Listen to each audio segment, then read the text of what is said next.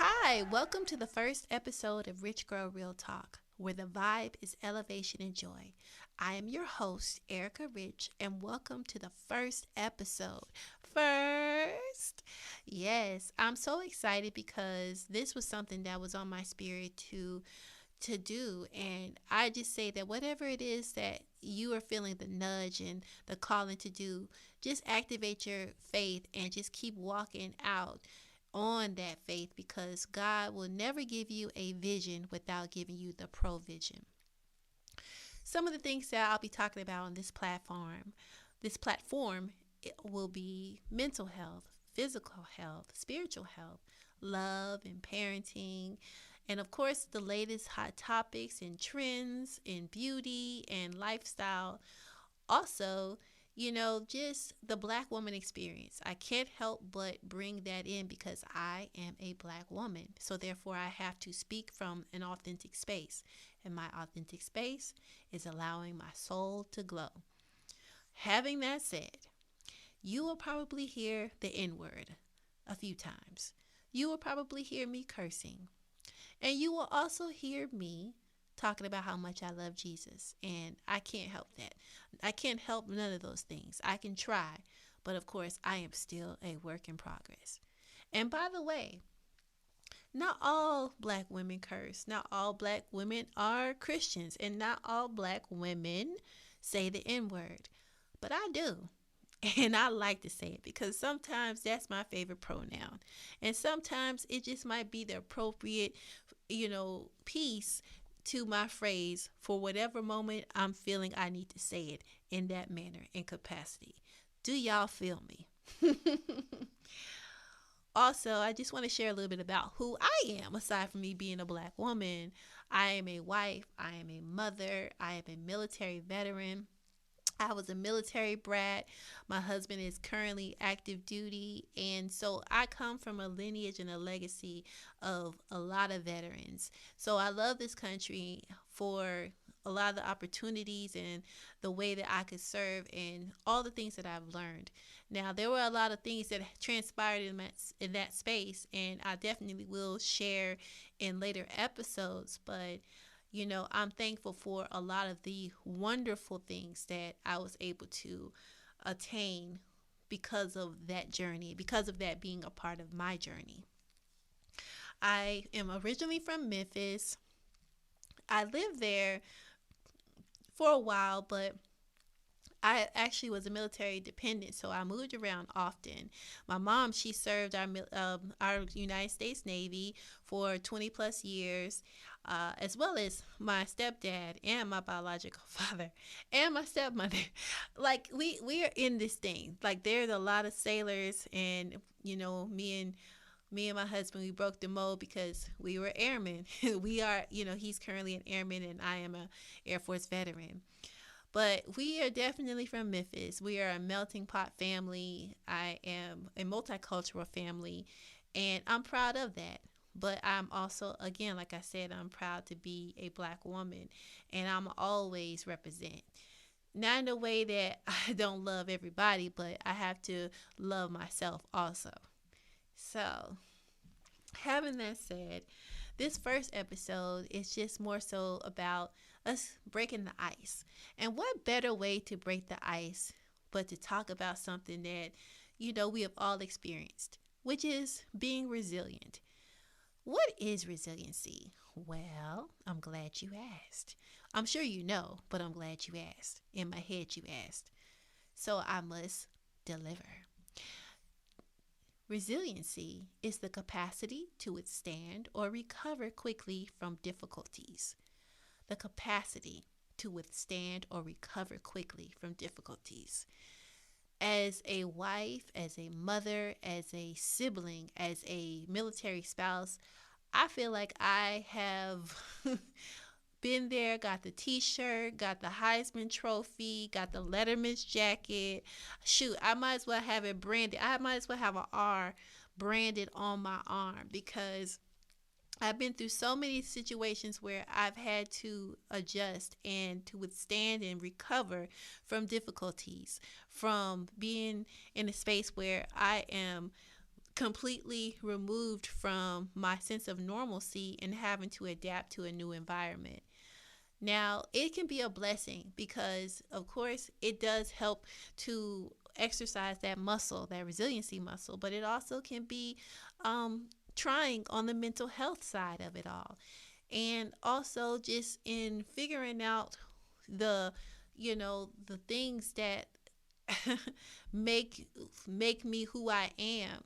So of course, when you're an adolescent moving around and you're trying to figure out who you are, and then of course you're hit with another curveball of having to relocate, and what you're craving is that sense of stability. It can be trying. But I know that would be something that we could talk about on a later episode. But for now, I'll tell you a little bit about one situation where I was tried and true and tested in the resiliency fire and came out with another with another trophy. And this was back in 2019, July to be exact. This was right in during the time when I actually gave birth to my daughter. So not even a couple of weeks after I gave birth, I find out that my husband received orders to a new base, to Phoenix, Arizona. Now, I mean, I never disliked Arizona, but I never thought that this would be where I would be or where I would go. But here we are.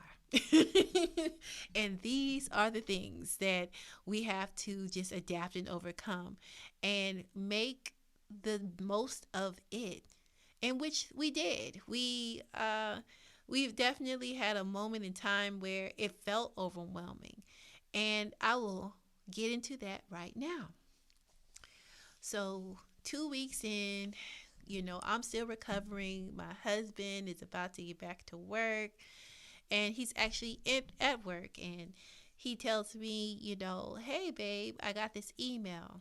And the email states that he's about to, get orders, and it's going to start coming down the chain, and we're going to have to get prepared to leave.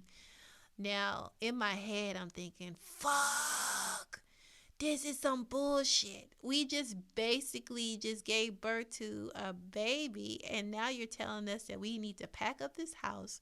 We need to get ourselves all the way to Phoenix, Arizona from San Antonio.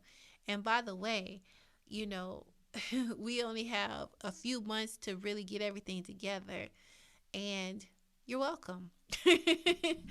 That was a big curveball because, one, I was trying to get used to being in this new space as a new mommy.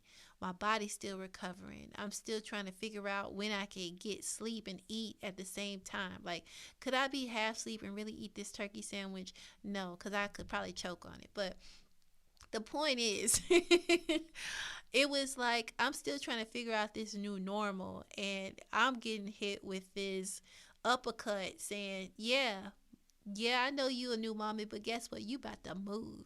So congratulations, you welcome, because I'm changing your life. Ta-da! So, of course, me and my husband, we were both overwhelmed, and we both expressed it differently. I'm more verbal, and he's just like, he's nonverbal, but you can see with his body language, and you could know that something's going on inside of him. I knew because, of course, you know your people, you know your partner. So we try to figure it all out, and then we say, no, we cannot. So what we do is we pray, and we ask God to guide us. We ask God to give us the steps, because this was quite overwhelming, because it wasn't like this is our first duty station. We had already moved from from the Bay or Northern California to Texas, but this time we have a kiddo. We have a newborn baby, so that changes the game. So eventually we get all the pieces together, all the puzzle pieces are intact, and we're ready to execute the plan. Mind you, so the plan included us experiencing a 3-day road trip with a newborn. But the good news is that my husband, wherever I wasn't able to, carry that slack like I used to, he was able to pick up the pieces, and he was able to, devise a really good plan that was thought out methodically to have us, drive for a few hours, more so 6 hours, and then rest and get ourselves in a space where we can get some good night's sleep, stretch out, and make sure that our baby, she feels comfortable. Because anyone that knows, a newborn is not about to sit in no car for about 8 to 12 hours. That's not going to work, especially when they're used to being cuddled and coddled. So we didn't do that. What we did was we said 6 hours, we done. We getting off the road, and we're gonna enjoy our evening. It was overwhelming to even think that we were gonna actually carry out this plan of actually doing a road trip with a newborn. Never in a million years. In my opinion, I definitely would have, and if I had it my way, I definitely would have said I would have loved to just fly there and ship the cars. But of course, we needed the vehicle so that Barry can get used to, my husband's name is B.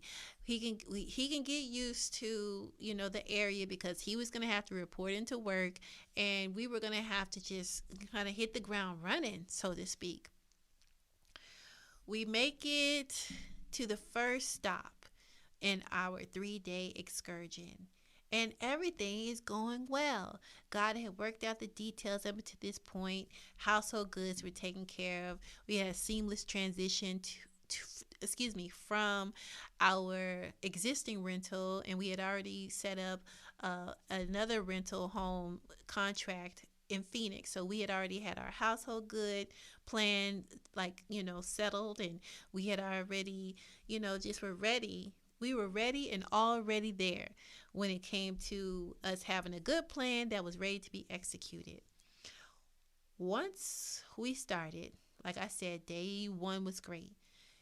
Emery did very well. Our daughter's name is Emery. She did very well on that first day. She slept, and when it was time for her to get that diaper change, boom, it was smooth sailing. And then the second day, it was great because we got a chance to, let our hair down, be able to zone in and tap in with each other more in an intimate level, me and my husband, while my daughter was asleep. So at this point, we're having a chance to kind of just get into our little bag of romance and, let each other know how we're feeling, and just being able to chop it up and have those moments and times that we definitely cherished that we weren't being able to have because it was all about our daughter. It was all about making sure that we kept that space very conducive to her rearing and to her feeling comfortable coming into this new environment. It's amazing how Angela Bassett had said something that has stuck with me, and it's just coming to me again, where she said, we move mountains for our children's happiness. And even it starts at birth. We at least for me, in my perspective, we want to make sure that our babies have the best environment and they have the best chance to grow and thrive and to be, just a baby, just being able to exist and not have to worry, but just know and feel love. So day 2 is great. And being Boo and chopping it up, and I'm telling him how fine he is, and I'm telling him how proud I am, and we're just having a moment, and we're taking out the dynamics of all three of us, and it becomes this moment where we're not forgetting her, but we're able to have that love and have that intimate moment. So that was great. And then day 3 day 3 was awesome. Day 3 came with a lot of curveballs. When I say everything that we thought could happen on day 1 and day 2, it was like God saved all that for the last stretch. Oh, you want her to not wake up, or you want her to wake up and give you the business? Oh, I got that. Boom. Wah! You want her to wake up and she has to go pee pee doo doo all in the diaper? Yeah, there you go. That's another stop there. Oh, she's hungry now. She wants to play. She doesn't want to be in her car seat. She's ready to get out and be coddled and loved and hugged the way that she is normally coddled, loved, and hugged, as well as getting her milk straight from the tap. You think that it was going to be you being able to just smooth sail 98 point jazz for the 3 days? Oh, nah. I'm going to give you some of this work. So we got that work. But it was good because, how is it good? How is it good, Erica? It is good because we were able to see that it wasn't that bad either. Yes, it definitely, threw a wrench in our plan to some degree, but ultimately it was still something we had prepared for. So technically, we knew that if we had these situations, we didn't think about what we couldn't do. We just start going into go mode, that activation mode, and tapping into being resilient and pivoting in the space where we knew that this would be an inevitable situation, an inevitable moment, but we made it lemonade.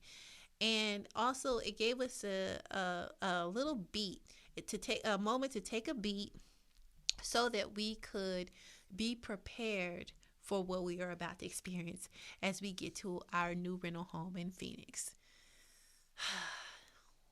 Boom. So we get to Phoenix, and the city's nice. It's beautiful. This is the fall.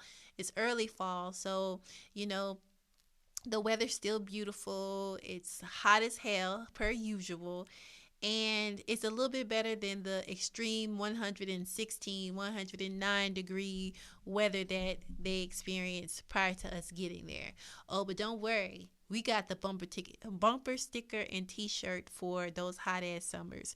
So even though we didn't experience it the first year, we definitely experienced it that following year. It was no to the joke. None. And I just don't even know what to say about those summer months. It's a different animal. It is a different animal. And if you're not about that like desert life, then you might want to just reconsider. You just might want to come in the fall or spring. That's your 1-2 step. Don't try to do summers in Phoenix unless you're ready and prepared.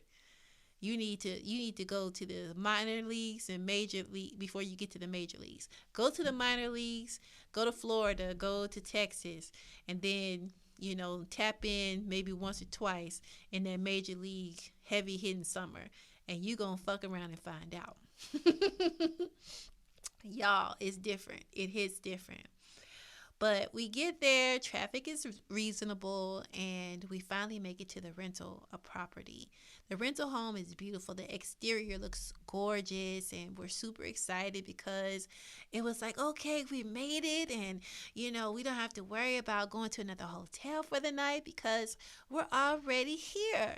We're at our future home. Like all we need now are the keys. So at this point, we're waiting for the property manager. We're waiting for the landlord, not the landlord, the property manager and the realtor to bring us the keys. And so while we're waiting, well, of course, we're checking out the scene. We're like, this is nice. This is nice. Look at what they did here. I mean, the shrubs look cute. And of course, it still needs a little bit of sweeping because if you haven't been here, we get a nice little gust of wind every so often. And so the leaves blow. So we were like, oh, that's something that's doable. We can do that. We can hook that up. That's nothing. Peanuts to an elephant. So the realtor and the property manager finally comes up, and we get the keys to go inside. Not even before we can get to the foyer, there is a big ass dark spot on this taupe carpet. And I'm just like, wait a minute. So we see this taupe, this taupe carpet with these big old like brown, black stains. And then we see what it would look like would be dog hair. So this is strike one and strike two, because per our rental agreement, there is supposed to be the cleaning fee already, in position, as well as our carpet cleaning fee. Like, these were some of the funds that we had to have up front within our deposit. So clearly, I am assuming, y'all heard that word, I'm assuming that because they are requiring us to have this particular fee already incorporated in our deposit, surely the carpet would already have been cleaned from the previous tenants. Surely the house would be in at least a decent standard of clean, prior to us being able to just walk in and make it our own. Y'all, I told you we were already at strike two with the dog hair. I get into the kitchen, there's cakey grease stains built up on the stove. The oven's not clean. The microwave's not clean. There's a streak on the countertops that it seems like it could be like paint. There was just uneven. It was a lot going on. It was a lot going on, and that wasn't even the most trifling moment. The trifling moment that really like put the nail in the coffin for me was when we went past the restroom and there was fecal matter still inside of the toilet. It was like somebody flushed it, but there was like it was just a doo-doo stain. So we're just like, they told us that this house would be ready, that it was already clean, that the carpet was good to go, and all we need to do is just show up. That's fucking bullshit. It was not ready whatsoever. It was not clean whatsoever. And we felt like we had been had. We felt like we had been bamboozled. We felt like the smoke and mirrors were like alive, and they had just swarmed the whole house. It was like that virtual tour that we did just went out the window. Either that, or after they had knew we had locked this in, somebody had them a nice little good old time. And they had the evidence to prove it in the toilet. So, I'm already over my limit because they've already striked out in my head. So I said, I'm taking the baby. We're going to go outside. But like my husband, he already has read the room. He's already read my body language. And my body language is saying, this is some bullshit. My face is saying, oh, I know the hell we not staying here tonight. So me and the baby, we go to the car, and after he's conversed with the realtor and the property manager, they try to make some type of little makeshift deal to have certain things cleaned up before we come back. The house was not. By the time we came back, it wasn't up to par. It wasn't up to standards either. And now, mind you, I will say that I would have loved for it to at least just been clean. The carpet would have been clean. That would have made me feel better. But, and even the doo-doo stain, like that's fixed. That can be fixed. But it's just like the audacity. I felt so deceived by this virtual tour, and I feel like he knew how to work them angles, because how is it that we didn't see that big ass spot until we got there?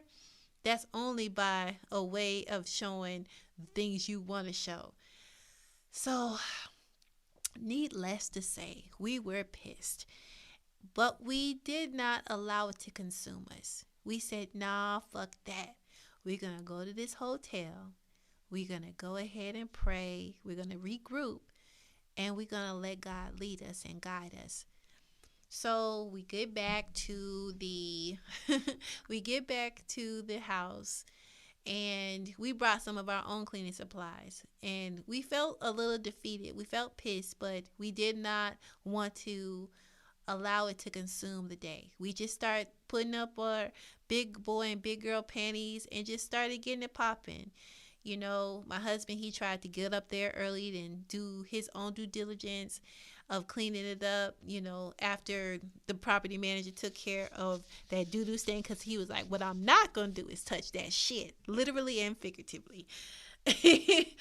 However, we were hit with like extra things that we needed to do to make it feel more like us.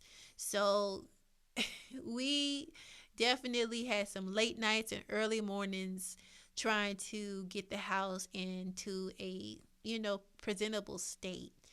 And Luckily, it was time for us to make sure that we had everything annotated on the move-in checklist so that we can talk to our realtor. Excuse me, not our realtor, but our landlord, the owner of the house.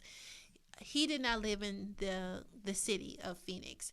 So he was relying heavily on his property manager as well as the realtor to ensure that there's a seamless transition between the different tenants that come in. But I don't think he knew exactly how bad his house had become and what did or did not happen with the previous tenants. Not that we needed the sob story, but we also knew that there was an amount of grace that we had to have. But what we didn't do was sit there and be boo boo the fool. Because now that we are here, we're not going to be liable for anything that was unnecessarily done or that was done by a previous tenant. So when I say I made sure I annotated everything, by the time I finished with annotating all of the different items on the check-in paperwork, we had about a 4-page document. And I didn't close it with no kiss. No, I closed it with pictures of Exhibit A through, I want to say Exhibit A through J. We also had like table graphs because I was like, no, he needs to know. I can't keep this succinct. I'm going to make sure that he gets all of the information, detail on detail, okay? So I had table graphs I did through Word. Like I said, I had pictures that I had attached to the documents. I was not playing with him, and I wasn't playing with my husband. I said, oh no, we're going to make sure that he sees this. So once he gets the check-in checklist, that's when he calls us and he's like, wow, I didn't know that these were all the things that transpired. And he was remorseful, and he made sure that he gave us the necessary accommodations for our inconvenience. Excuse me. So we end up getting blessings from that moment. And by the time it was time for us to go ahead and relinquish our terms and our contract was up, we were able to get a lot of blessings out of it. Like, for one, he was like, I'll work with you guys and make sure that you guys have a month-to-month moment with us, a month-to-month contract, so that when they're finished building up your new build, you will be able to just transition from this house to the new house. You can take your time, especially if you're going to do it yourself move, which is what we did. And we were thankful for the opportunity. We were thankful for, the moments that, gave us lots of pearls of wisdom to carry and keep with us so that we will never ever look like boo boo the fool again in this capacity. But it was definitely a learning experience for us, and it was also equipped with lots of takeaways. For one, we had to recognize that regardless of what it looked like, regardless of everything that transpired, we had to boss up and do the right thing. We had already signed these contracts, and if we would have just said, no, fuck it, we're not going to do this, or we're going to contest this, we didn't have time for all that. And if we did, it would have consumed us, and we would have been in a different tailspin.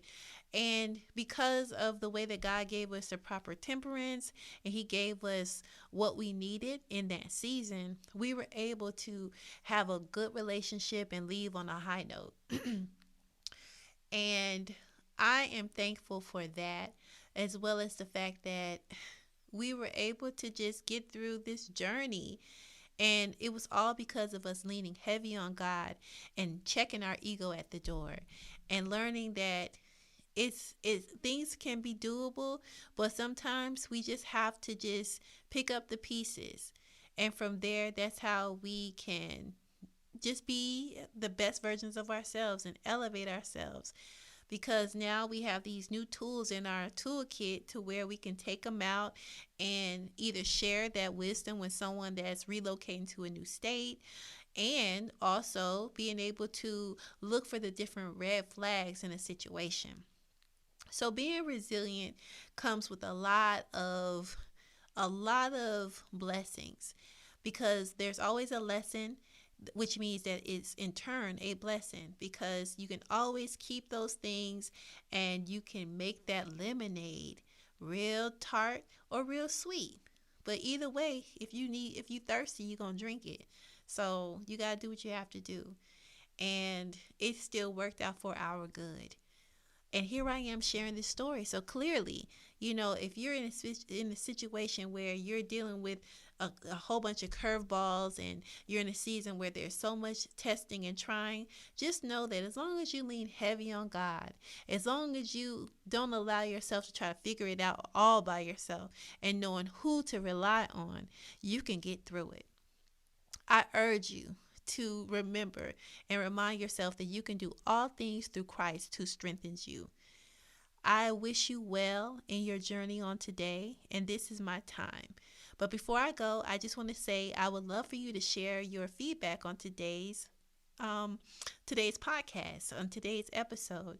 If you would like to give me feedback, you can hit me up on RGRT Media on Instagram, as well as rgrtmedia.com, and you can submit, subscribe, and do what you like, because I would love to hear what you have to say, and I would also love to just tap in back with you. Thank you so much, and I pray that you have a blessed day. And remember, there are new episodes on Wednesdays, so get ready to rumble. Well, no, we don't need to rumble, but get ready, because there's a whole bunch of other stories that I cannot wait to share with y'all. Oh my gosh, when y'all hear episode 2, that's all I'm saying. But again, that's my time, and just make sure you hit me up at those different platforms to tap in with me. And of course, I have to say this before I leave. With God, you are a force. You cannot be messed with. So just remember who you are and whose you are. You feel me? Bye for now, and thank you again for listening.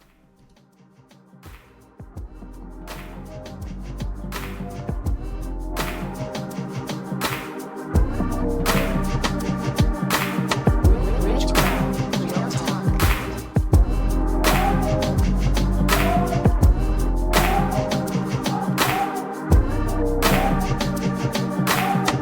Richgrl Real Talk.